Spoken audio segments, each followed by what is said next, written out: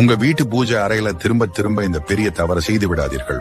அதை என்னன்னு தெரிஞ்சுக்கிறதுக்கு முன்னாடி இந்த வீடியோவுக்கு ஒரு லைக் கொடுத்துட்டு இந்த முக்கியமான தகவலை அனைவருக்கும் பகிருங்க. 1. சுவாமிக்கு நிறைய பூ வச்சூடி அழகான அலங்காரம் எல்லாம் பண்ணுவீங்க. அப்படி அலங்காரம் பண்ண அந்த பூக்களை மறுநாள் எடுக்காமலே விட்டு விடுவீர்கள். அந்த பூ எல்லாம் சாமி படத்து மேல காஞ்சி போய் பூஜை அறையே அலங்கோலமா இருக்கும். அந்த மாதிரி பண்ணாதீங்க. அது உங்க வீட்டுல தரித்திரத்தையும் கஷ்டத்தையும் உண்டாக்கும். 2. வீட்டுல அசைவம் சாப்பிடக்குள்ள பூஜை அறையை மூடிடுங்க. அப்படி செய்வது ரொம்ப நல்லது. 3. பூஜை விளக்குல பச்சை நிறத்துல எண்ணெய் இருக்கக்கூடாது.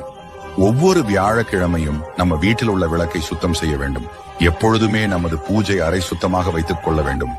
இதுவே நம் வீட்டில் லட்சுமி கடாட்சத்தையும் செல்வத்தையும் வாரி வழங்கும்படியாகும். 4வது, எரிந்த தீக்குச்சிகளோ அதனுடைய குப்பைகளோ பூஜை அறையில் இருக்கக்கூடாது. அதே போல நம் பூஜை அறையில் எப்பொழுதும் இருள் சூழ்ந்திருமையும் கஷ்டத்தையும் கொடுக்கும். அதனால நான் சொன்னதெல்லாம் புரிஞ்சுக்கிட்டு உங்க வீட்டு பூஜை அறையை எப்பவுமே சுத்தமா வச்சுக்கோங்க. எந்த பிரச்சனையும் இல்லாம நல்லபடியா வாழ்வீங்க. தொடர்ந்து இது போல நல்ல விஷயங்களை தெரிஞ்சுக்க நம்ம சேனலை சப்ஸ்கிரைப் பண்ணி வச்சுக்கோங்க.